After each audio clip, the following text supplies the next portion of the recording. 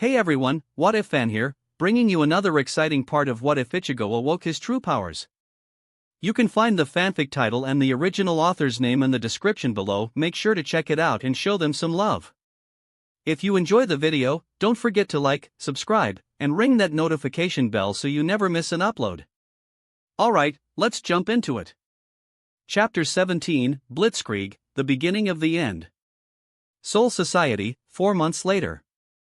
A lone person emerged from the Dong-Ai, the precipice world that existed between the Soul Society and the human world, the bridge that connected life and death. It was a young man, no longer a teen, with bright orange hair, which seemed to glow in the black night surrounding him. He was dressed in a standard Shinigami clothing, tweaked to his own preferred design. He wore a black sleeveless shihakusho under a unique haori that had been given to him as a gift from a member of the Royal Guard. There was a rather sizable zanpakuto tightly secured on his back, giving off the impression of a formidable combatant. Despite the weary and somewhat saddened expression on his face, his steps were brisk and steady. He was Ichigo Kurosaki, a substitute Shinigami of the Gotei 13, a transcendent being partly a hollow, partly a human, partly a Shinigami and partly a Quincy, a strong-willed person, some would say even stubborn, a person that more than 4 months ago had become known as a hero of the Winter War but also was only a 17-year-old youngling. And right now, Kurosaki Ichigo wasn't having a much pleasant day. The reason for it was a simple information he had received earlier that day from the most intelligent man he knew, a scientist living under the disguise of a simple salesman, Urahara Kisuke. 1 more month, huh? I hope that you're not hiding anything from me, Urahara-san. Ichigo thought as he recalled their conversation. During it, the genius had informed him that regrettably, his human body was still unable to cope with his transcendent Ryuryoku, but he also shouldn't lose hope. According to Urahara, everything was going along nicely, only if with slight delay as the process should have been already finished. It was not what Ichigo had hoped to hear and he wanted to press the scientist into somehow speeding things up, but at the last moment, he changed his mind. He knew that Urahara was trying as much as he possibly could. The genius was still trying to repair the damage he had done to the relationship he shared with the young substitute. Obviously, Ichigo had forgiven him weeks ago, but it was Yoruchi's idea to try and teach the man a lesson.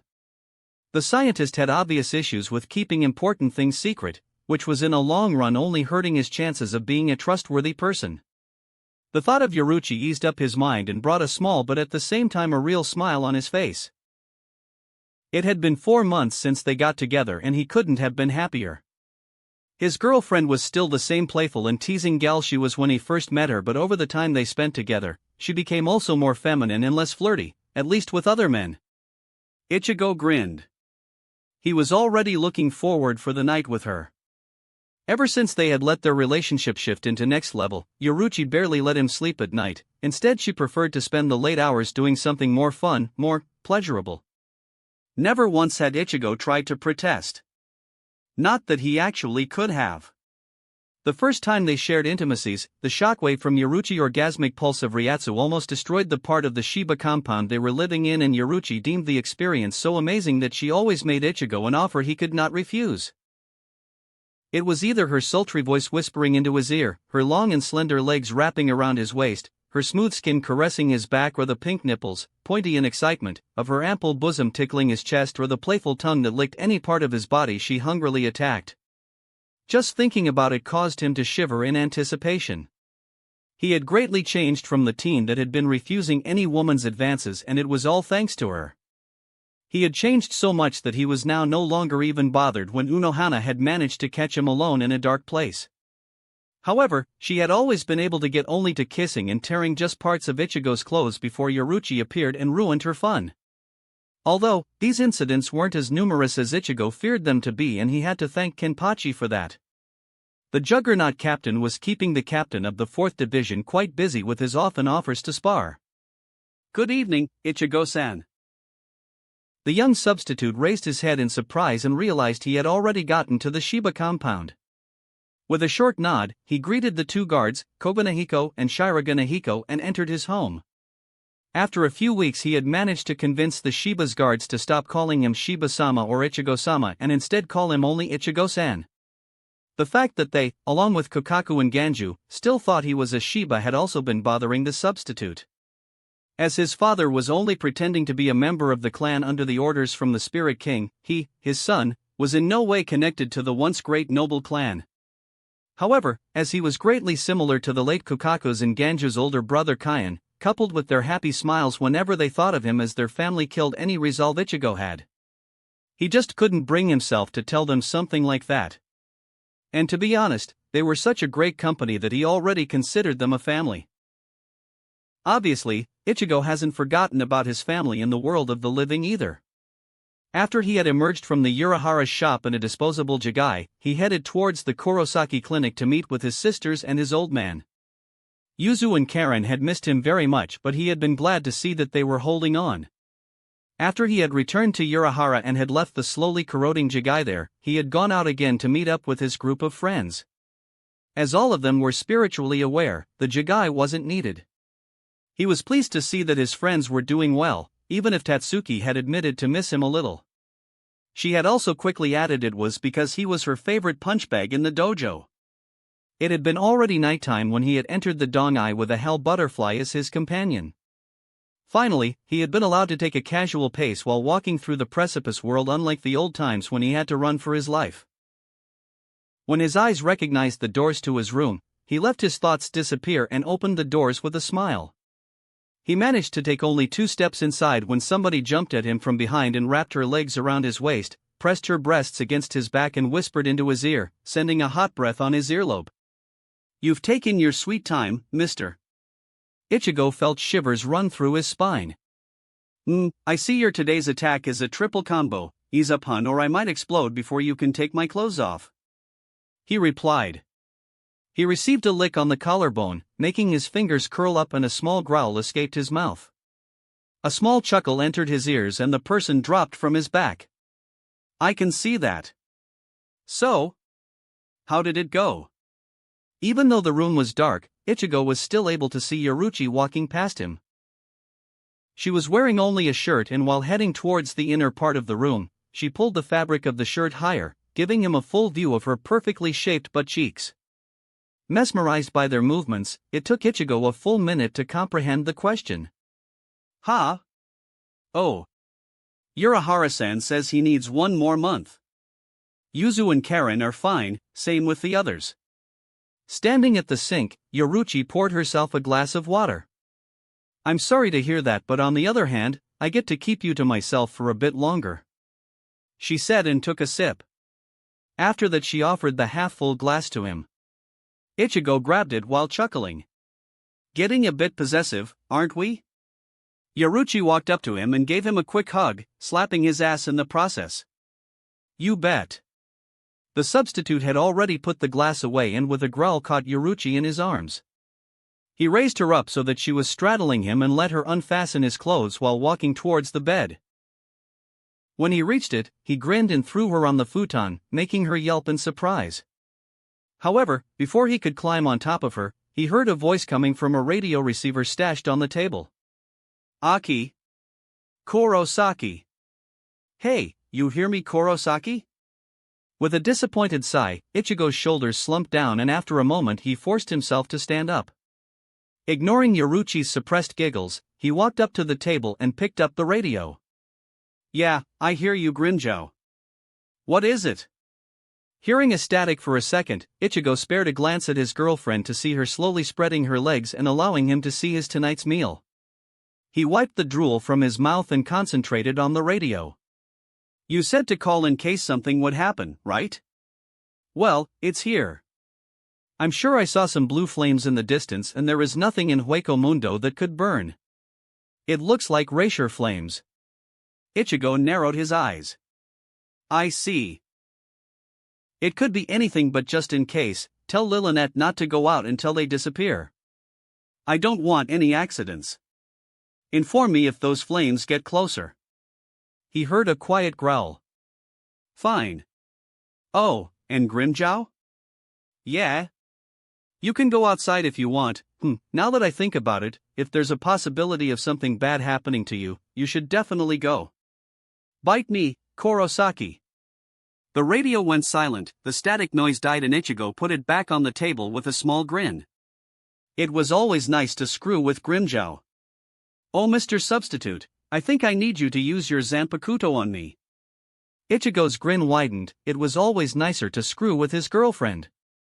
He turned around and jumped on the bed, rational thoughts leaving his mind. Without the two lovers noticing, a lone shadow materialized next to the table, taking a form of a human being and leaned above the radio receiver with a satisfied smirk. Captain Commander of the Gotei 13 watched his subordinates arrive to the assembly hall of the 1st Division, his muscles a bit tense from the message he had received first thing in the morning from the captain of the 12th Division. It seemed that the rest of the captains had no knowledge about it, and so they were quite carefree, some of them even yawning. It was, after all, only almost a lunchtime, the commander thought with a tick mark on his forehead.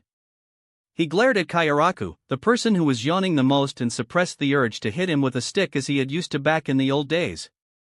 The captain of the 8th Division seemed to notice his glare, and he turned to the commander with a cheerful smile. "So, Yama-ji, what's the emergency?" Genryosai Yamamoto's eyebrow twitched, but he settled for only a sigh. "You'll see in a moment." Kairaku just shrugged and yawned again, testing the commander's patience further. It took 5 more minutes for the rest of the captains to assemble before him, and when they did, he hit the ground with his cane, signaling the start of the meeting, and called out to a certain captain. "Captain Kuratsuchi, I believe you have some crucial information for us?" Said captain nodded and stepped up. "Certainly. As you know, we, in the 12th Division, meticulously control the amount of souls in the Hueco Mundo, the world of the living and the Soul Society, in case the balance of the souls would be threatened," he stated, and watched the rest of the captains nod. "I'll go straight for the important. We have determined that ever since yesterday, large numbers of souls have been getting destroyed. The amount is great enough to potentially destabilize the balance in the close future. Therefore, I'm requesting a permission to send a letter to the Soul King to momentarily stop every soul of the Soul Society from joining the reincarnation cycle." Mayuri finished. The captains looked at him in surprise. Yamamoto clutched his cane. "Is the situation that bad?" "You didn't listen carefully. I'm not saying that the souls, the hollows, in the Hueco Mundo are getting killed. I'm saying they are getting completely destroyed. I'm sure you get what I'm trying to imply."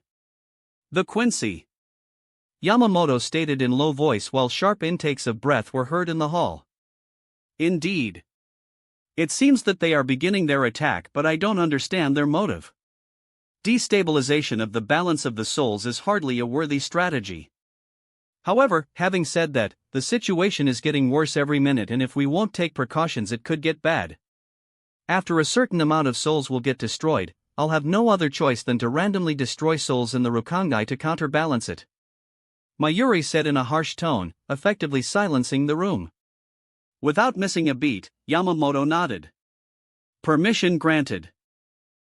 He wanted to say something more, but there was a commotion outside and he and the rest of the captains turned around.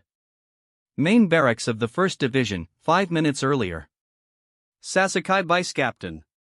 The dying yell of a member of the 1st Division fell on deaf ears of his vice captain, Chojiro Sasakai, who was staring at something in front of him. Before him stood a group of 6 people, all of them fully clad in white robes with masks covering their faces. There were few droplets of blood on their clothes, which came from the multiple dead bodies of members of the 1st Division who tried to stop them. However, the appearance of these intruders wasn't the reason why the vice captain of the 1st Division had been rendered speechless. When the group of men had suddenly appeared from nowhere and headed towards the assembly hall where the captain's meeting was taking place, Sasakai tried to stop them. But he couldn't even budge them. So he had released his shuriken. Still without effect. As the last resort, after more than 200 years, he had decided to release even his bankai, and that's when it happened. His bankai was stolen from him, his Zanpakuto spirit completely leaving his sword and his mindscape. It had hit him so hard, he had been unable to comprehend the situation for a moment and just watched his men die under the hands of the intruders. However, hearing the scream addressed to him, he finally shook of the shock. "I don't know who you are, but you will pass me only over my dead body. Heido number 73, Soren Sokatsui." Sasakai stated, and holding his hands forward, he gathered his Ryuryoku and fired a Kido spell, intending to blind his opponents, while he prepared another Kido. Raising his palm up to the group of men, he closed his hand into a fist. Bakudo number 63, Seijo Sabaku. A thick rope made out of yellow energy appeared above them and quickly slithered around their bodies, binding them together. Sasuke wiped a small bead of sweat from his forehead and turned to his right, to the only member of his division that was still alive. Make haste and alarm the captains. I'll try to hold them off. The unseated officer was in panic and barely heard him, but his mind registered the words "make haste." It was all it took for him to realize he was supposed to run away, and so he did. Sasuke turned his attention back to the group of intruders when a blinding white arrow passed him by and hit the running member straight into his back, drilling a gaping hole into his body. He was dead before he had hit the floor. Sasuke widened his eyes when he noticed his Bakudo slowly dissolving. Using such a measly attack against us, that's pitiful, Shinigami. A man standing at the front of the group called out to Sasuke, whose brain was trying to come up with some solution to the situation, and so he remained silent. But before he could even think about any strategy, the man nodded to a large person standing next to him, who quickly raised his hand and formed a massive arrow of light. Out of the way, Shinigami. And in the next instant, Sasuke found himself flying backwards, barely noticing the pain of having his body pierced by an enormous arrow. The group of men moved forward, following the flying body of the vice-captain. Behind them was a strange man with a blank look on his face, a tall thin man with pale skin and shaggy, dark brown hair, who got sucked into a living shadow.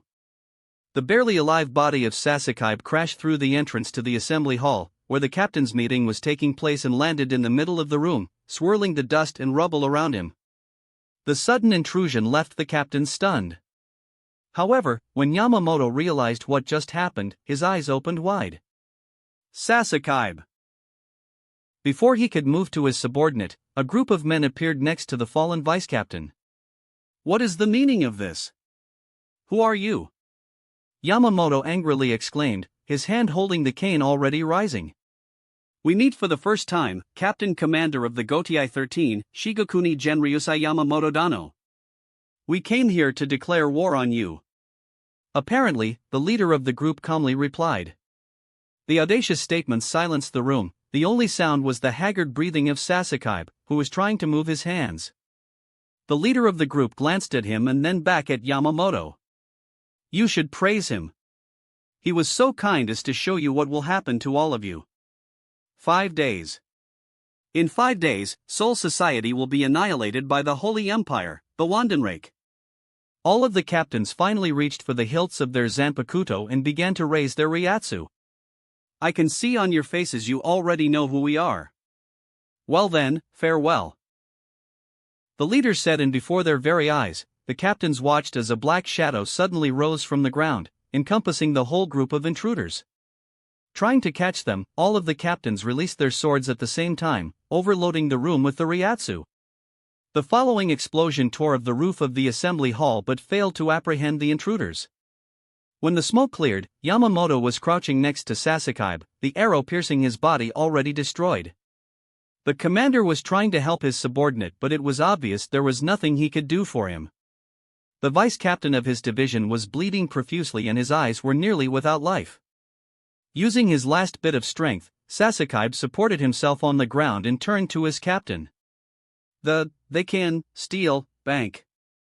He couldn't even form his last words as the life finally left his body and he collapsed on the ground. It was a late evening when a memorial service for the recently deceased vice-captain of the 1st Division, Sasuke Tadaoki Chojiro, began, with most of the captains and vice-captains present.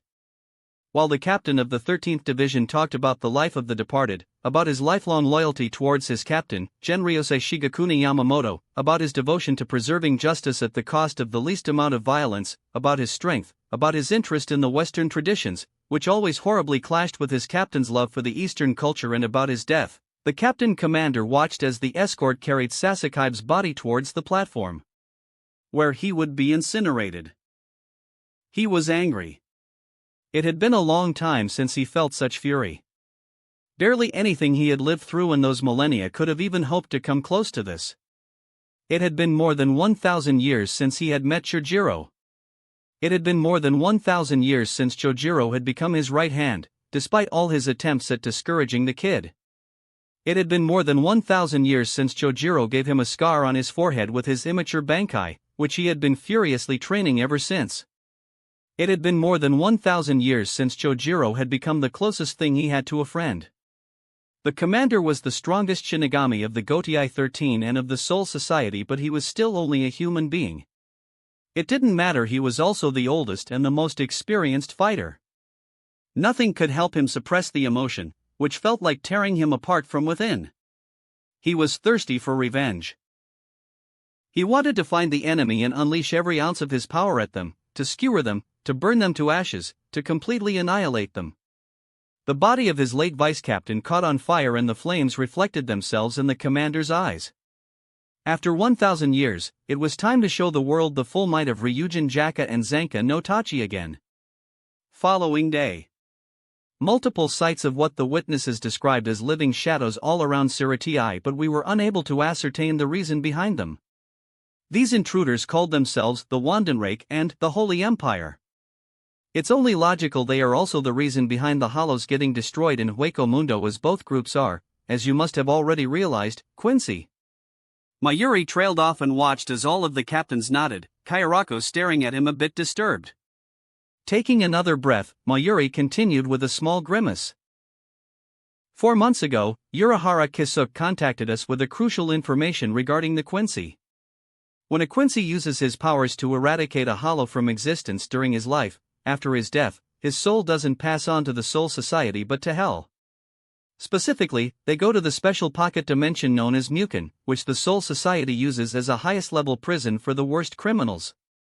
It is that dimension that the Quincy Emperor, Iwak, had been sealed into 1,000 years ago. Because of that, the massacre of Quincy 200 years ago only helped them to return to their leader. It is unclear how could have they manipulated the dimension and rebuild it for their own purposes, but somehow, they did it. The escape of Aizen Sasuke is the clear indication of their abilities. Not only that, but it seems they have also invented a means of transportation from the Mukin to Siratii, which doesn't affect the Shikanmaku. Additionally, according to the last words of Sasuke Chojiro, they are also able to affect our Bankai, presumably even steal it.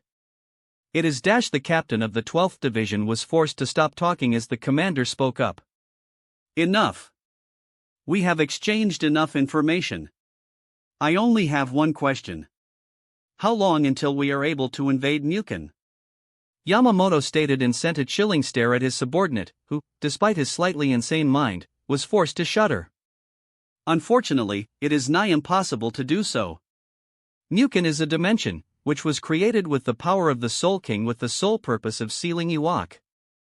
We can access it quite easily, however the infinity of the dimension and the eternal darkness makes it practically impossible to orientate in it. We would all die before we could even locate the enemy headquarters. Mayuri replied and slowly backed to his original position.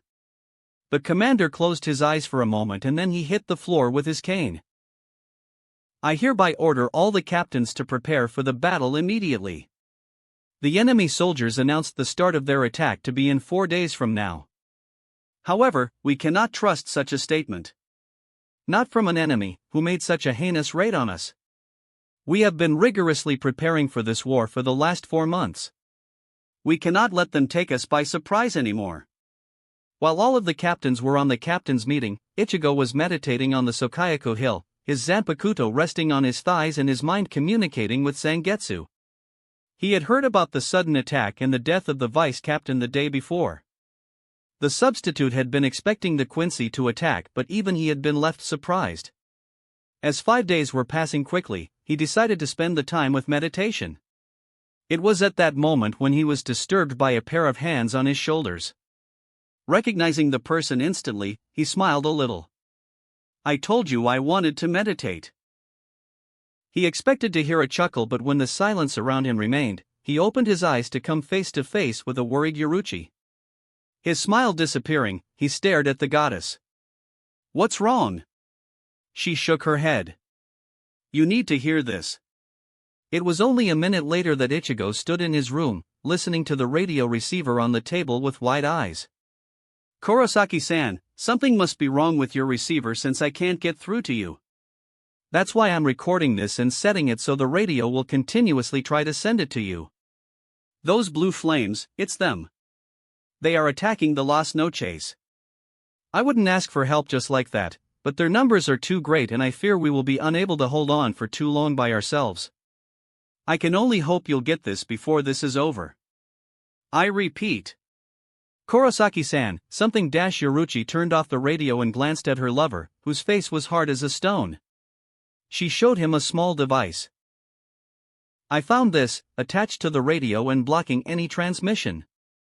Ichigo grabbed it and looked at it for a minute before crushing it with his fingers. How old is this recording? Yoruichi grimaced.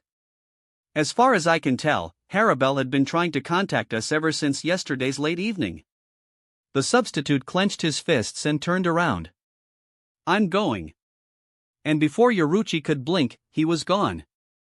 I know, just be careful. She whispered and headed towards the second division. Hueco Mundo. Fuck this shit. Grimjaw yelled and sliced his thumb, drawing a bit of blood, and aimed his hand towards the group of enemies in front of him. Gran Rey Zero. The bright blue blast of energy annihilated the Jillians swarming around his position. Some of his human opponents were caught in the attack too, and their charred corpses dissolved under the strong burst of wind that went along the strike. He turned around to see how the rest of the Arankars were doing, but he was blasted away when a shockwave coming from a powerful roar hit him head-on. Only thanks to his He arrow, which became more durable in his Resurrection, saved him from potential damage to his body. Still, he crashed through the sand dunes, the blast sending him further away from Las Noches and his companions. After the speed of his flight died down, he rolled a few times and came to a complete stop a moment later. With a disgusted snarl, he spit some of the sand from his mouth and slowly got up. Whatever made that roar special made his bones shake at their very core and made it very painful to keep concentrating on his opponents. Seeing a huge explosion, which tore a gaping hole in the outer wall of Las Noches, he clenched his jaw and kicked the dirt, speeding towards the battlefield. He tried to ignore the pain coming from the numerous injuries all over his body. In front of the entrance to the Las Noches, Harabel was breathing heavily while trying to fend off the attackers with her Tiburon. The fight was not going very well, and just like she recorded in the message for Ichigo, she was getting worried they may not survive another hour. When a barrage of rapier arrows headed towards her, she hastily raised her Zanpakuto to shield herself. She noticed a trap a second later when a glow from a joint zero, courtesy of a group of Jillians, flew at her from her left. Jumping high, she dodged it and sent her own, which effectively killed the pack of Minos. Her pesquisa alarmed her of a presence behind her, so she spun around and aimed her Zanpakuto forward. La Gata! She exclaimed, and a blast of condensed water flew at her enemy. However, the man only grinned and raised his hands, holding them against the attack, which was rapidly approaching him. Before it could hurt him, the water seemed to slow down and started to rotate. Giving the hovering water a virtual slap with his hands, the man sent Harabel's attack straight back at her, but with an added effect of the water spinning around. The small whirlpool crashed against the former espada and smashed her against the wall. Her back connecting with the solid matter, her breath was momentarily taken away and she coughed. A bigger rapier arrow was rushing towards her, but it was deflected with a slash of a large double-sided lance. Thank you, Neliel. Harabel grunted and pried herself from the wall. Nell replied, busy deflecting another barrage of rapier arrows. In that moment, a blue-haired figure crashed next to them, cursing violently. You okay, Grimmy? After she successfully repelled the attack, Nell called out to that person. Fine, fine. Grimjaw coughed violently, apparently not okay. Harabel silently walked to him and helped him stand, ignoring his growls. Have you seen my fraction? She asked worriedly. Grimjaw nodded with a grimace. The last time I saw them, they were fucking fine. There was another group of Jillians heading towards them though. The green-haired midget was with them, he said, and rolled to the side to avoid a rapier arrow. Harabel frowned and touched her bleeding thigh with one of her hands. She raised it in front of her in the same manner as Grimjaw did just a while ago. Gran Rey While their opponents were busy trying to avoid the blast that seemed to warp the space around it, Harabelle grabbed Nell and Grimjow and using her sonido, she headed towards her fraction. They managed to come just in time as the small group was slowly getting overwhelmed by multiple attacks from every direction. Slicing the Minos along the way, the trio of former Espada landed between Harabelle's fraction and Lilinet. Near them were lying Pesh and Dandanchaka, too injured to continue fighting. Harabelle-sama. Sun tiredly welcomed her mistress, ready to fall down from exhaustion. The said Arrancar nodded and critically studied her fraction, looking for serious injuries. So, let me get this fucking straight. Grimjaw spoke up while motioning Harabelle's fraction to form a defensive circle around Pesh and Dandanchaka. I expected the faggots and the white dresses to eventually show up, but what the fuck is with all those Jillians working with them? I swear to fucking hell, Quincy fighting alongside Hollows, this shit makes my skin bleed by itself. He continued while sending his Garradilla Pantera at the enemies. Nell seemed as if she wanted to reply to him, but Harabelle was faster. Grimjow, if you have enough strength to spit bullshit like this, then try to fight harder. The blue-haired Arrancar's mouth went wide open when he glanced at Harabelle. He had never heard her curse before. Lady. Harabelle. I can't go on. Lilinet suddenly spoke up, before falling on the ground, barely conscious. Nell and Harabelle exchanged worried looks and then stared at Grimjow, who noticed it after sending a Ciro to a Quincy who repelled it with a roar. What the fucking what? He exclaimed when the two women continued to stare at him. You realize it was your job to help Lilinet-chan fight, right Grimmy? Kurosaki-san will go Bankai on you when he'll arrive. Grimjow's eyes widened and he glanced at the heavily breathing form of the small Arrancar, but then his face hardened. If he'll come. He muttered, instantly silencing the whole group. Ichigo was speeding towards the end of the Garganta as fast as possible, cursing all the way. His Zanpakuto was already in his hands, the blade almost glowing with the Ryatsu that was pouring out of him. He was pissed. When he got to the exit, he resolutely jumped through it, landing on the sands of the Hueco Mundo and took a look around. It seemed that he landed next to the Las Noches, but there was nobody in the vicinity. Closing his eyes and concentrating on his senses, he tried to locate the group of Arrancars and thanked himself for the rigorous training he underwent, after which he became able to locate others by sensing their Ryatsu. It took only a moment for his eyes to snap open and he jumped high and started to run on the wall of the Las Noches. He discovered that the group was fighting at the opposite side of the fortress. He considered crashing right through the massive building but realized that it would take too much time. Instead, he decided to run over it. From the state of the group's Ryatsu, things were clearly bad, and so he pushed his Shuunpa to its utmost limits. Running multiple times faster than the speed of sound, his eyes were barely able to keep up with him, but he didn't care. The group was in danger and he wouldn't let anything bad happen to them. His enormous speed allowed him to cover the great distance in a matter of a few minutes, and after jumping down from the roof, he finally saw the situation the group found itself in. True to his senses, it was bad. The large amount of enemies, consisting of human beings in Minos Grande, were converging on a tiny group of Arrancars, forcing their defensive circle to get smaller and smaller with every passing moment. Gritting his teeth, Ichigo raised his left hand and started to gather his Ryuryoku. Sprinkled on the bones of the beast. Sharp tower, red crystal, steel ring. Move and become the wind, stop and become the calm. The sound of warring spears fills the empty castle. Heido number 63, Raikoho. Ichigo recited an incantation for the strongest Heido in his arsenal and released a massive lightning strike from the palm of his hand. Immediately after that, he raised his right hand too and started to rapidly punch the air, releasing the hollow parts of his energy. Bala! As the finishing touch, he concentrated on his hollow Ryuryoku more and an orb of energy formed at the tip of his raised Zanpakuto. Zero! He watched as the three attacks flew down a lot faster than him and hit the enemies dead on, creating explosions of accumulated energy and instantly vaporizing many enemies with the sheer raw power behind them. When the explosions died down and only smoke remained, Ichigo finally landed amidst the group, who collectively released their breaths. Sorry, I'm late. Deep in the darkness of the Mukin. Inside of a humongous ice castle, created only from Reisher, a man with long black hair and a mustache, clad in a white, double-breasted trench coat with a tattered, ankle-length black cloak over it, sat on a throne and watched his subordinates move around with a bored expression on his face. His name was Iwok. He was the Quincy Emperor and the brother-in-law of the Soul King. Next to him stood a tall young man with a thin build and long light, almost white hair, which descended past his shoulders. He was wearing a white uniform, consisting of a hooded cloak and a thigh-length trench coat, along with white trousers and shoes. The name of this man was Jugram Hashwolf.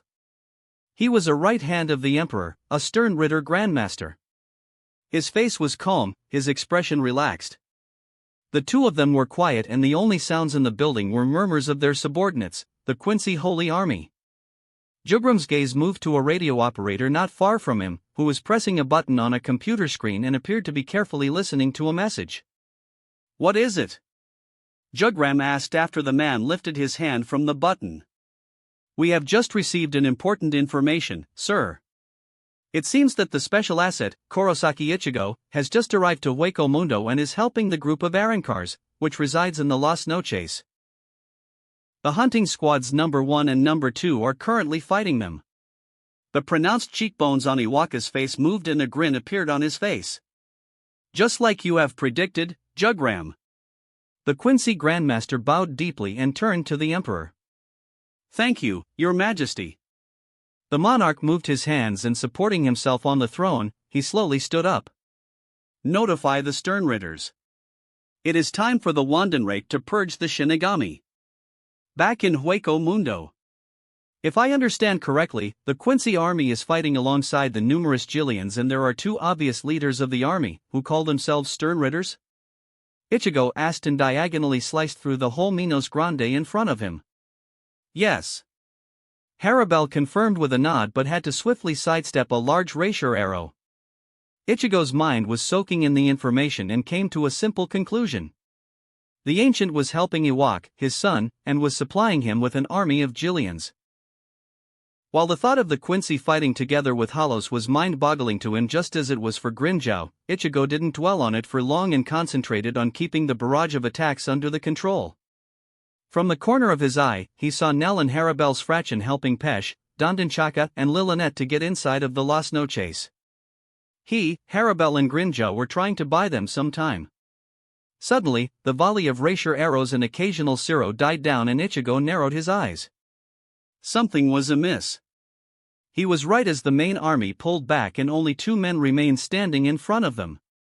"Special Asset Kurosaki Ichigo, we have just received an order to dispose of you. My name is Walden Wendell. I'm the Stern Ritter W, the Whirl." The man with short brown, curly hair introduced himself, while the other one walked up next to him. "And I'm the Stern Ritter R, the Roar, Jerome Gizbat," the ape-like man stated in a thunderous voice. Ichigo frowned. "It seems I don't have to introduce myself," he said when a bright red siro flew by him and hit the second Stern Ritter dead on. Without even turning his head around, the substitute knew it came from Grimjao. "Fuck your names." When the siro died down, Ichigo widened his eyes when he saw that the attack did 0 damage to the man. The only thing it did was to burn a part of his clothes. However, after looking closer, Ichigo noticed a faint pattern on the man's skin. "It's called a Blutvene.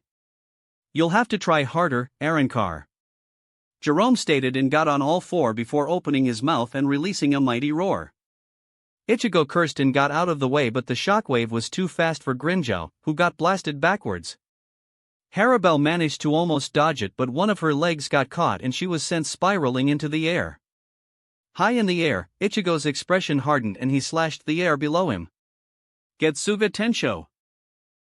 The attack hit Jerome, but Ichigo was blown to the side when Walden appeared next to him and punched the air, sending a small whirlwind to Ichigo's shoulder. Meanwhile, the smoke from the Getsuga cleared, revealing only a lightly singed Stern Ritter, who was running towards the falling Harabel and Grimjao. Before they hit the ground, he sent another roar at them, blasting them through the walls of Las Noches. Seeing that, Ichigo used his Shuinpa to appear right in front of Jerome with his sword already in mid-swing. The Stern Ritter was able to react, and before the blade made contact with his skin, he shot another roar. The shockwave sent Ichigo flying, but he still managed to finish the swing of his sword and blood spurted from Jerome's torso. Walden landed next to his colleague and intercepted a white Zero, trying to repel it with his whirl ability. Harabel's Gran Ray Zero, however, proved to be too powerful to completely redirect, and the two Quincy were hit with a partial power of the strike. Not taking any chances, after Ichigo flipped himself in the flight, he poured his Ryuryoku into the blade and slashed the air again. Getsuga Tensho. He landed a bit further away inside when he felt Harabel and Grimjow appear behind him. Both of them were breathing more heavily than before, but it was mostly because of the exhaustion. Together they waited, uncertain of the fate of the Quincy. At that moment, two bright pillars of light shot from the location where the Quincy were, the energy plowing upwards through the air. This action completely scattered the smoke and the swirling sands surrounding them. Because of that, Ichigo and company could see what was happening. Ichigo cursed. He had been warned about this kind of a thing by Urahara. Quincy, Volstandig. Both Quincy exclaimed, each of them spurting a pair of wings, protruding from their backs. They raised their hands and an amazing amount of Raysure began to condense in their palms, the particles being sucked out from surrounding plants, rocks, sands and dead Jillians that hadn't dissolved yet. Using the Raysure manipulation, the two Quincy formed two huge arrows and with a flick of a wrist, sent them flying towards the group. Ichigo noticed that they were aiming at the two former Espada behind him, and he almost let it out of his head, convinced the Arancars would evade the attacks easily. However, when he heard small gasps and from the corner of his eye saw them stagger and almost fall on their knees, he cursed.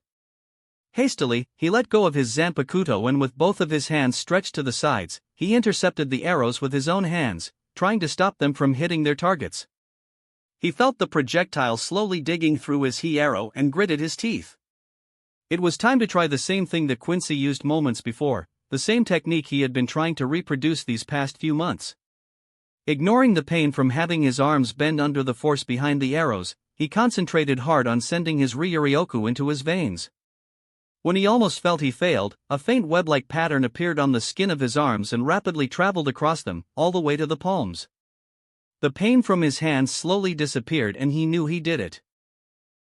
His blood venet stopped the projectiles from piercing his skin and straining his muscles. He growled and sent the attack back at the Quincy. They widened their eyes and barely sidestepped their own arrows. Ichigo glanced at his smoking hands and sighed in relief. Raising his head to stare at the Quincy, he allowed himself a small grin. You should have attacked while I was doing that. Now, it's my turn to strike, he stated. However, just after he grabbed his Zanpakuto, the two Quincy slowly bowed. Narrowing his eyes, Ichigo noticed a lone figure coming from behind them. When the person got close enough for everybody to recognize him, Ichigo clenched his fists. So we finally meet, my son, born in the darkness. Ichigo gritted his teeth. Iwak. Soul Society. It was a rather busy afternoon in the Siritii. The Shinigami from all divisions were running through the barracks and the Siritii itself, trying to complete the orders from their supervisors. A group of Anmatsukido members were rushing to the Maggot's nest to tighten the security. Another group of Shinigami from the 4th Division were running from the storage unit back to the main building, to ensure that enough medical units would be available after the battle would start. Small and nervous group of newly admitted Shinigami from the 5th Division were listening to the lecture from their seated officer concerning the nature of the Shinigami versus the Quincy conflict. Soon, multiple new alarms built by the 12th Division started to violently ring, waking up even dead from their sleep. They were detecting multiple foreign Ryatsu signatures all around the Siritii, and all of the Shinigami stopped what they were doing and anxiously waited for anything to happen. The captains rushed from their division's barracks outside, just to witness numerous living shadows to appear all around Siritii. From them, a dozen special gates arose, with their design reminding the gates of hell, and when they opened and a thick spiritual energy flowed from inside of them, a panic began. Feeling the Ryatsu, which was covering the whole Siritii, Kenpachi Zaraki grinned. He jumped from his meditating pose, grabbed the hilt of his Zanpakuto and hurried outside, to see the weird gates opened and faint silhouettes slowly emerging from them. He could taste the raw energy on his tongue, and using his limited ability to sense Ryatsu, he concentrated on the biggest one and rushed at its location. He glanced at his Zanpakuto. You'll get to eat soon, bastard. He laughed insanely and increased his speed. The vice captains from every division were already scattered around the Siriti, waiting in front of the gates for the confirmation on the targets. At the same time, every group at the gates received the same report. It's the Quincy. At the same time, every group at the gates found itself under the onslaught of the volley of the Racier arrows. When the first round of arrows died down, the ground was already moist from all the blood gushing from the gaping wounds of the many Shinigami that fell down. Watch out, Kira! Matsumoto yelled and swung her blade in his direction. The ash of her Heiniko was barely able to redirect an arrow that almost tore off Kira's left hand while he was busy trying to save his men. Without stopping his movements, Kira raised his hand and pointed his finger at something behind Matsumoto. Heido number 4, Byakurai. The bolt of lightning energy hit an arrow and caused it to explode, nearly throwing the busty vice captain out of her feet. She staggered and jumped to the side, dodging another arrow. This is a massacre, she yelled when another member from her division fell down, his head blown off. We have to hold on until captains arrive. Kira yelled in reply and shot another Byakurai to the side, saving one of his own men. That's no good, our orders were to kill you quickly. An unfamiliar voice spoke loudly, startling the two vice captains and forcing them to look around. From the gate in front of them walked out a slender man with light, cropped hair, holding a distinctive throwing knife in his hand. Chez Domino, the stern Ritter L, the lag, nice to meet you. He lightly bowed before spinning around and throwing the knife at Kira. The vice captain of the 3rd Division jumped to the side but widened his eyes, when he was unable to evade the attack and the knife dug into his stomach. Kira! Matsumoto exclaimed and aimed her hands at Shaz. Ye Lord! Mask of blood and flesh, all creation, flutter of wings, ye who bears the name of man. Inferno and pandemonium, the sea barrier surges, march on to the south. Heido number 31, Shikao. She rapidly chanted and fired a red orb of energy at the stern Ritter. The man smiled and lazily leaned to the side, easily avoiding the Kido. That's ridiculous. The Shikaho is a fast Kido, he should have had bigger problems avoiding it. Matsumoto thought in disbelief and watched as the Quincy took out another throwing knife and leisurely aimed it at her. Just as nonchalantly as he aimed it, he also threw the knife, aiming at her left leg. She hastily jumped into the air, but just like Kira, she too was hit exactly where the stern Ritter had aimed, and she cried out in pain. What is going on? I know I jumped before the knife left his hand. She bit her lip to stop herself from groaning. Despite being small, the wound on her leg hurt like hell. Tias, and I went to great lengths at telling you my name and my letter. What is wrong with people nowadays? They never listen when you talk. She shook his head in disappointment and took out another knife. But enough talking. I said we are supposed to kill you quickly, and yet, here I am, lazily giving you hints on how to defeat me. I'm so hopeless. He grinned and aimed his next knife at Matsumoto's head. Not understanding, Matsumoto raised her Zanpakuto to try and block the attack, but without any luck. It was only because a layer of ice arose in front of her that she was able to escape with her life intact. Captain! She sighed in relief and slowly gripped the knife in her leg, trying to yank it out. Toshiro landed next to her, and seeing the wound on her leg, he grimaced. Raising his head, he glanced at the stern Ritter in front of him and quietly asked his vice-captain. What do we know about him, apart from his Ryatsu clearly being on par with a captain? Matsumoto sadly shook her head. I'm not sure, Captain. He said he is the stern Ritter L, the lag, whatever that means. Only thing I know is that me and Kirakuen tried to evade his slow attacks but always got hit. Even my Shikaho was ineffective as he evaded it like nothing. She quickly whispered. Toshiro nodded and walked past his ice wall to face the Quincy with a hard expression on his face. Kira coughed up blood and ripped the knife from his abdomen, applying the basic healing Kido he had learned during his stay in the 4th Division. He had a bad feeling that something akin to a poison was spreading from the blade, and he wanted to get rid of it as soon as possible. A scream disrupted his concentration and the glow around his hand disappeared, the healing Kido not working anymore. He raised his head to see a group of members of the 3rd Division fly by him, half of their bodies missing. The blood from their fatal injuries showering his face, he had to grit his teeth to prevent himself from emptying his stomach. His legs feeling weak, he clutched the hilt of his zanpakuto and sluggishly stood up. A large rapier arrow was flying towards him from a nearby gate, the trajectory of it precisely targeting his head. As quickly as he could, he raised his wabasuk and with some effort, deflected it into the air. But to his horror, there had been a second arrow hidden under the shadow of the first one and he knew he wouldn't be able to defend himself in time.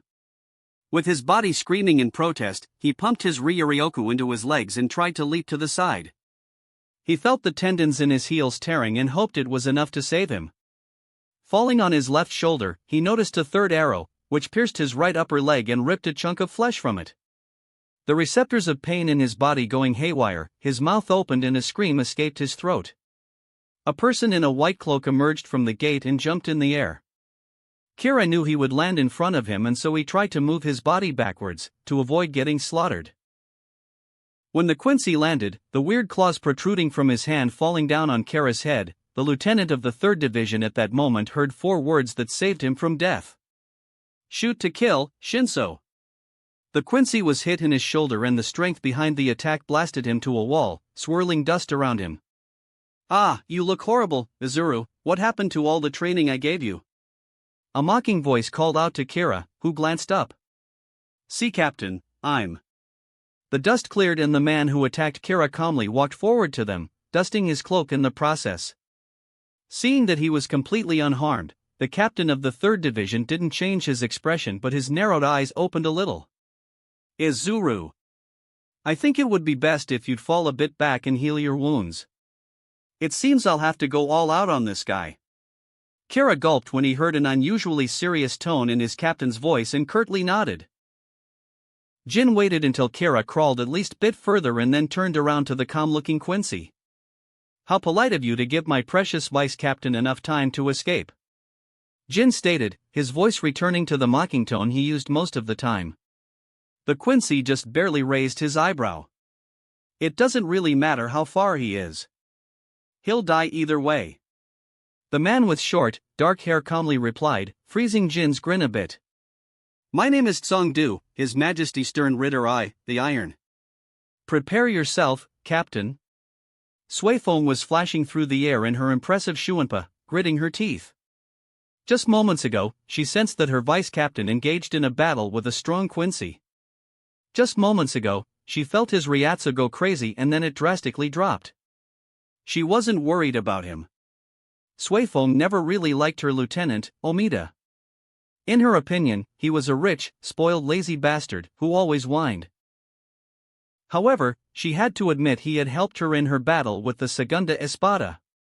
Even if it was because he was scared shitless, he hadn't abandoned her.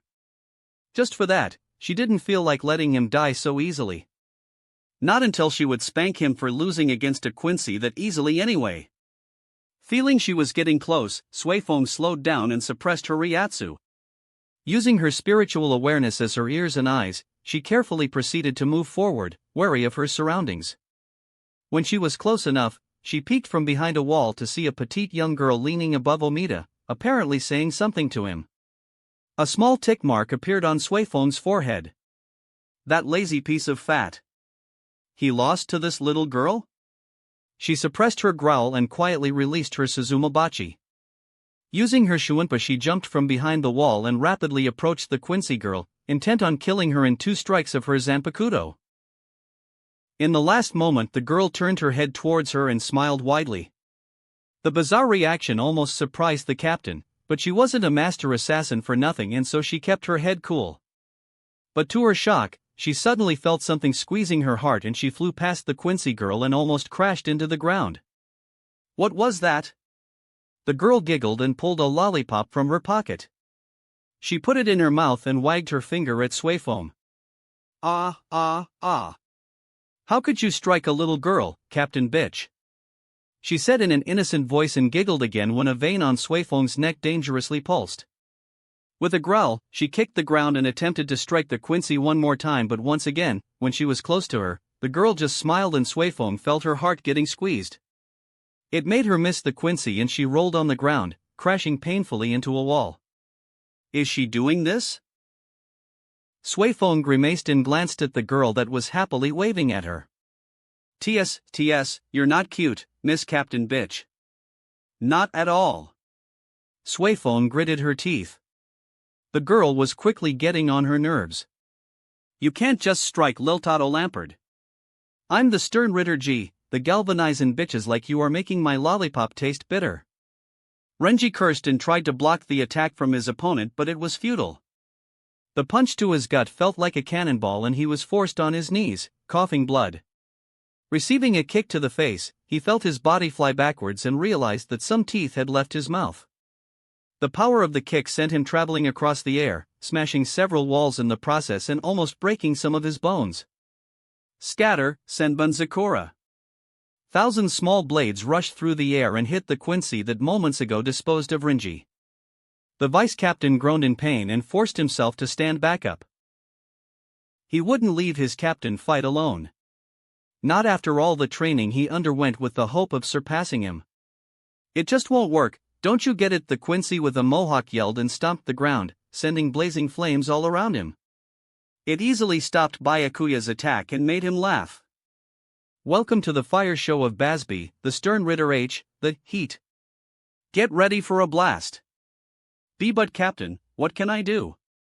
I can't go against somebody of a captain level. A girly voice protested, while trying to keep up with a man with blonde hair. And I said I'm not expecting you to fight somebody like that alone, Momo. You'll be my backup, just in case. Shinji replied. His vice-captain puffed her cheeks but nodded nevertheless. She quietly released her Zanpakuto, convinced that without her Shurikai, she'd be unable to do anything. Shinji just sighed and shook his head. This was still better than her sitting in her office, doing only paperwork and refusing to fight at all. Thanks to Ichigo's constant visits, Hinamori managed to get better, the wounds in her heart slowly healing. With the substitute support, she was even able to take in the information about Aizen's escape. She still became upset, but it passed just as quickly as it came. The captain of the 5th Division shook his head again. This was not the time to think about pointless stuff. He could already feel enemy strong Ryatsu nearby. As soon as they made a turn at a tower, the duo saw the gate covered in a shadow and a barrage of arrows swarming from inside of it. The members of the 5th Division were bravely trying to hold their ground, but they were slowly getting overwhelmed. Landing in front of them, Shinji quickly gathered his Ryuryoku and loudly exclaimed. Bakudo number 81, Danku. A huge, translucent barrier arose before him, effectively preventing the arrows from passing through. Shinji kept pouring his Ryuryoku into the Kido as he felt the Quincy's arrows slowly weakening it. After a while, the storm of arrows stopped and instead, a feminine figure walked out of the gate. Oh great, why do I have to fight a woman? Shinji quietly whined when a fireball flew past his head, heading towards the Quincy. The woman stopped walking and leaned to the side, easily evading it. Shinji slowly turned around to glance at Momo. His peaceful lieutenant was frowning and preparing another fireball. Momo? Didn't you say you don't want to fight? Momo just humphed and purposely ignored him, making him sweat drop. Why, oh why, do I always get stuck with crazy women? He wondered. However, not wanting to be left behind, he let his Kido barrier dissolve and prepared to attack too. He horizontally raised his Zanpakuto and after a split second, an arc of yellow energy shot from his blade. Heido number 32, Okasen. The Kido hit Momo's fireball in the air, before it could hit the Quincy, resulting in a small explosion, which engulfed the woman. It seemed that Momo was feeling extremely not peaceful and with a jump, she covered the distance between her and the Quincy and tried to cut her through the smoke. Caught by a surprise, Shinji went to warn her, but in that moment, Momo's sword hit something transparent and she was sent flying backwards. Moving to the side, Shinji caught her by her shoulders. Don't get so worked up, idiot. We can't attack them just like that. He scolded his vice-captain and both of them watched as the smoke cleared, revealing the Quincy woman. Something was covering her, just like a bubble. Attacking me just like that? I guess Shinigami really are scum. She said in disgust but continued shortly after that. However, I'm not a scum too, so I'll at least introduce myself. before striking you down. My name is Nadia Wended, a stern ritter of His Majesty. The letter assigned to me is N, the negate. There was nothing in the Dayton about the 9th Division having 2 lieutenants. To think I was excited when I at first saw you too, it hurts, it really pains me to see you being so weak. A huge Quincy with a chin-strap beard exclaimed with his arms outstretched to the sides. As if trying to show his pain, he clutched his head and slowly shook it in his denial of the situation.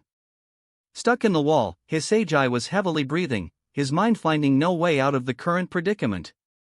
While trying to pry himself from the wall, he glanced at Mashiro, who was crouching next to him. It was quite unusual, but she wasn't smiling. The fight they found themselves in was anything but fun. She covered her face with one of her hands and formed her hollow mask, making her Ryatsu heavier. The Quincy narrowed his eyes. I see.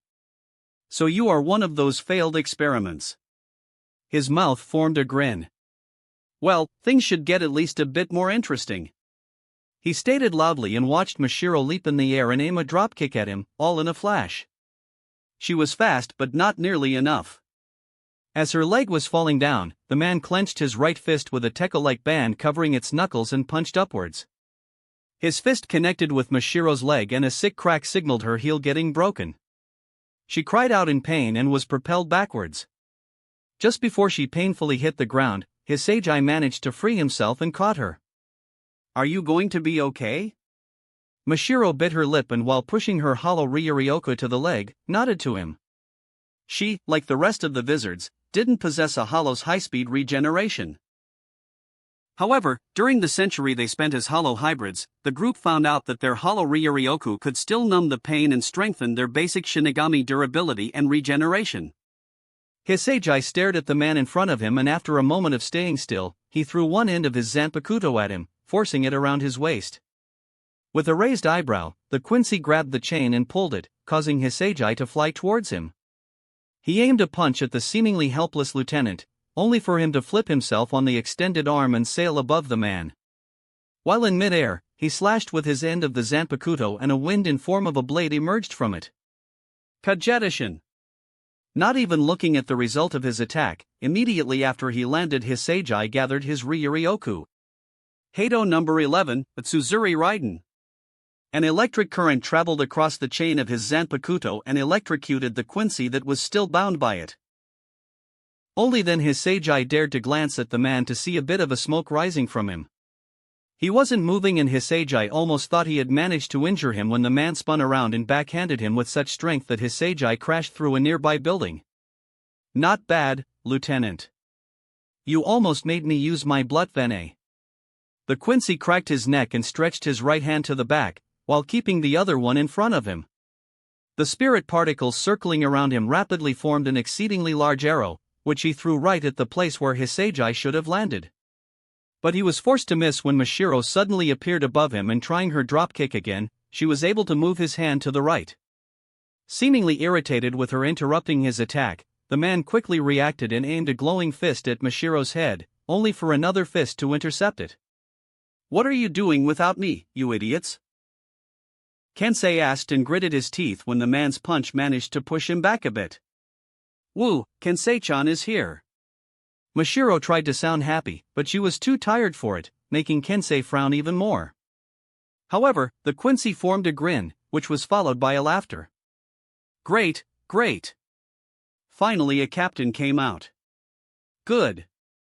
Before we begin, let me introduce myself. I'm the stern Ritter O, the overkill, Driscoll Bursey. Kensei narrowed his eyes. I see. My name is Kensei Mugiruma, the captain of the 9th Division. It's not a pleasure to meet you, Quincy. Not far from Kensei, Kayaraku had just arrived to the battlefield too and his expression darkened after seeing the dead bodies of men scattered all around him. Hearing a fluttering of a cloak, he turned around to see an older-looking Quincy holding a briefcase in his hand land behind him. Why do I get the feeling you're not a very chatty person, Quincy-san?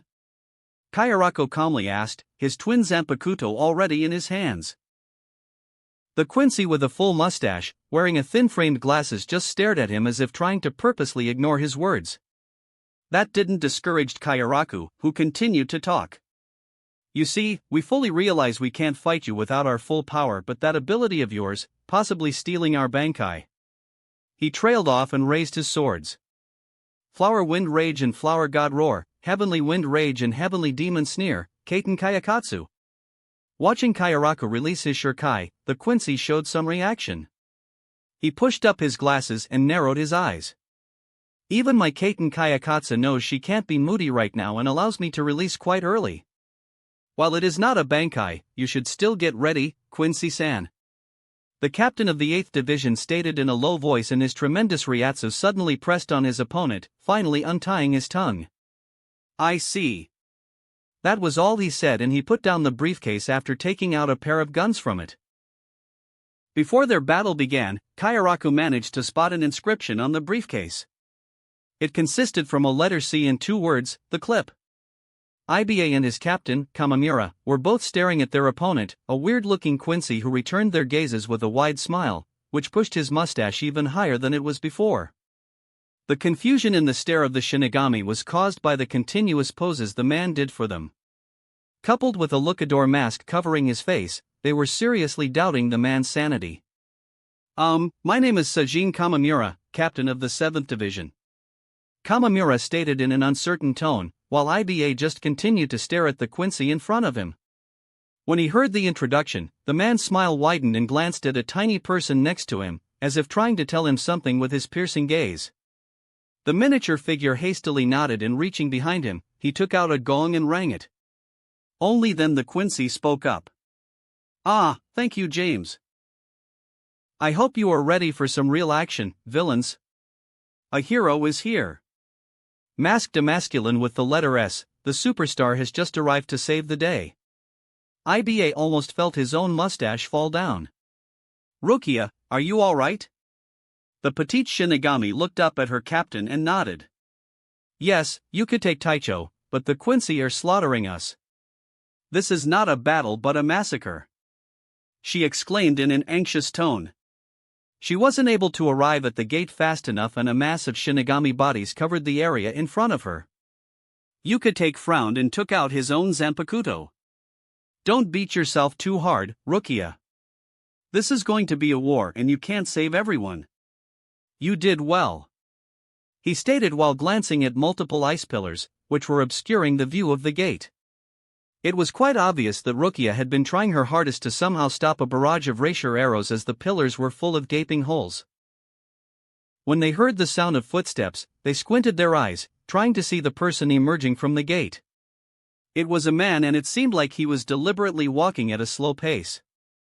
Rukia considered immediately attacking him, but then, the man suddenly appeared a lot closer than before. She blinked. The man was again a whole lot closer. After another blink, he disappeared, and she heard a voice coming from her right side. She, along with her captain, turned around to look at the Quincy, who started applauding them. Good, good. You managed to find me. After a full minute of silence and nobody moving, he tilted his head a little. You're not going to attack me? Rukia was opening her mouth, but Yukitake was faster. It is considered polite to introduce yourself first. The man's mouth formed a perfect circle. Oh, I see, I see. You're that well-mannered captain. I see, well then. I'm waiting, he eventually said, looking at the duo with curiosity in his eyes. Rukia frowned. The Quincy was mocking them. However, her captain was a man that had lived for many centuries, and provocation of this level was meaningless against him. He just followed the flow of the conversation and called out to the Quincy. In that case, my name is Jushiro Yukitake, captain of the 13th Division. It's a pleasure to meet you, Quincy-san. The man thoughtfully stared at him, before speaking too. Well, I guess I can give my name too. I'm a skin Naklavar, a stern ritter of His Majesty. However, unlike my colleagues, I will not tell you my assigned letter. It would be too helpful to you, he said, and blew on a strand of his hair that was loosely hanging across his face. I see, Yukitake remarked, and prepared to release his Shurkai. Kenpachi finally arrived to a place in which he felt the biggest Ryatsu and took a look around, only to see men getting blown up by rapier arrows everywhere. With a bored expression, he scratched his hair. Eh? Did I miss him or what? Special Asset Kenpachi Zaraki, no, you did not miss me. Kenpachi turned around to come face to face with the Emperor himself, and his uninterested face formed a wide grin before laughing loudly. With a maniacal expression, he swiftly covered the distance between them and slashed down with his sword, creating a shockwave that caused nearby buildings to collapse. Near the newly built barracks specially made for wizards, Hachi and Rose stood with their backs touching each other and cursed their own luck. Hachi was facing a rather well-endowed girl with long hair and a quite bored expression on her face. Rose, on the other hand, was facing a sharp-looking man with his head mostly shaved, leaving only a crop of black hair on the top. Unlike the girl, his face radiated authority and concentration. Hachi, this man is clearly not artistic. How about switching the opponents? Rose asked in a distasteful voice. Hachi remained silent as the girl answered for him. I don't want to go against somebody with a disgustingly curly hair like that. Rose's eyes widened and he fell on his knees, his pride crushed. Without showing his back to the Quincy girl, Hachi lightly patted Rose on his shoulder. There. You shouldn't sulk, Rose-san. This looks like a serious fight. He whispered. How very accurate of you, Shinigami. No, I shouldn't call you a Shinigami, should I now? From the daten we have received from His Majesty, we know about your hybrid nature. What is it that you call yourselves? Wizards? The Quincy man asked, feigning an honest question. That caused Rose to stand back up and glare at his opponent. It's wizards, Quincy. Man, wizards sounds better, anyway. The girl started, I'm Meninus McAllen, Stern Ritter P., the parasite. After she finished introducing herself, the man continued. My name is Quilljopi, Stern Ritter J., the jail. Hachi leaned to Rose. You know, they are weirdly polite, in their own way. I don't like it. The captain commander of the Gotii 13 was standing on the roof of the 1st Division, watching over the Siritii and the battles within. He could see men fall down, and every time another one died, his anger increased a bit. He wanted to go down and swipe all the enemies in one go, reducing them to pile of ashes. But he couldn't, not until he could locate Awok and take him down first. It was crucial in every war. You let your underlings fight the enemy underlings, and as the highest leader, you go after the enemy's leader. There was still the possibility of him getting a bit tired against the weaklings and youngsters, and he couldn't allow it. Not when the enemy's leader was Awok. He narrowed his eyes, his senses finally locating Iwaka's Ryatsu signature. For a moment, he thought he felt two same signatures, but after a split second, the second one was overshadowed by Kenpachi's Ryatsu. Dismissing the thought, he gripped his cane. Reduce all creation to ash, Ryujin Jaka. A blazing torrent of flames exploded outwardly from the oldest and most powerful fire-type Zanpakuto, engulfing a large area in an extreme heat that instantly scorched the very roof the commander was standing on. Pressing his legs against it, Yamamoto shot in the air and left most of the roof, which couldn't handle the extreme power of his jump, destroyed. Like a fireball, the commander sailed through the air, leaving a fire trail in his wake. Involuntarily, every person in the Siritii raised his head, to stare at the most powerful combatant of the Soul Society as he finally joined the frail. Feeling the fiery Ryatsu, which was covering the whole Siritii, every surviving Shinigami of the Gotii 13 gulped and willed himself back onto his feet, his resolve to fight burning again. Such was the influence of the man that had led the strongest military organization for 1,000 years. Finally seeing the person he had been looking for with his own eyes, Yamamoto explosively landed on the ground, sending small shockwaves to his surroundings. I came to annihilate you, Awok. He stated in a low voice. The Quincy Emperor ever so slowly turned around with a malicious grin. I've been waiting for you, Genryosai Shigakuni Yamamoto. The world of the living, Karakura Hospital. Yuryu was running through the hallway of the empty hospital, his breathing accelerated and his spiritual energy wildly fluctuating. He briefly considered using a Harenkyaku, but the constricted area of the hospital prevented him from doing so. Running was his only option. Taking the stairs in few jumps, he turned right and sharply opened the doors leading to his father's office. Ryukin! It's him, it dash. How many times do I have to tell you that it is rude to call your father by his name? Ryukin shook his head and slowly unfastened his tie, placing it on the table. Yurio's mouth opened and closed without any sound, leaving them for a few times, before he collected himself. How can you be S- again? Yurio wasn't able to finish his sentence as Ryukin interrupted him with a sigh. Yes, I know, but hurrying won't help anybody. If he wanted to, he could have easily destroyed the whole hospital and kill every patient, nurse and doctor within. The fact that he gave us enough time to send them away tells us we have time. He said and stared at the framed picture of his deceased wife, Yurio's mother, for a long moment. This silenced his son, who just decided to stare at him. 5 minutes later, the two of them were slowly walking up the stairs, heading towards the building's roof. The silence between them was eerie, and Yuria felt a bead of sweat forming on his forehead. It was time to fight.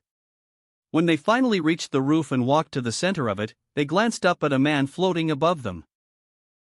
Ryukin Ishida, the last pure Quincy in this world, and his son, Yuria, the boy who had survived my Oswalin, despite being a gemished. I'm sure you know why I'm here. The man in a black cloak asked. Ryukin pushed his glasses up his nose before replying.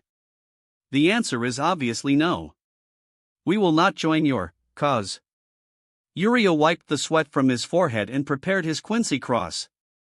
I will never join you, Awoke. Urahara's shop. Jinta, Yururu, hide in the underground training facility and don't come out until you see us going down there. Do you hear me? Do not come out. Tessai ordered the two children in a low but stern voice. But.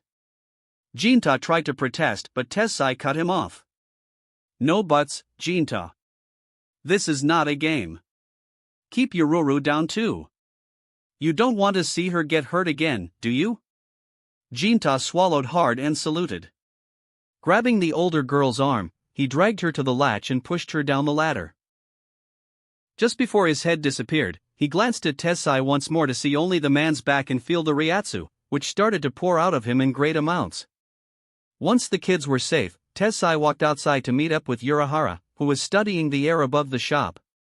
There was a huge group of Minos Grande, few Ajuchas, and a small army of Quincy with a lone woman as their leader. This is bad, boss. Tessai noted quietly. Urahara chuckled and took out his sword. When it is not, Tessai? In multiple locations, great battles were starting to take place, the Ryatsu of all combatants putting a blanket on the areas. 4 of the fighters were apparently facing the Quincy Emperor, and so no attention was pointed towards the Sokayaku Hill, where a tall man with light hair led another person to the middle of it. He was talking on a receiver plugged in his ear. Yes, I'm sure the commander will release his Bankai despite the information they possess. He is too arrogant and probably thinks we would be unable to steal it from him. Yes, once he shows us the full capabilities of his Bankai, we will commence the second plan. Jugram finished talking and turned around to glance at the second man with a blank look on his face. His eyes were foggy, as if his consciousness wasn't there. The name of the man was Muramasa. That wraps up this part of What If Ichigo Awoke His True Powers. Thanks so much for listening. As always, new parts drop every 4 days, so be sure to stay tuned. If you enjoyed the video, don't forget to like, subscribe, share it with your friends, and please consider supporting the original author as well. See you in the next one.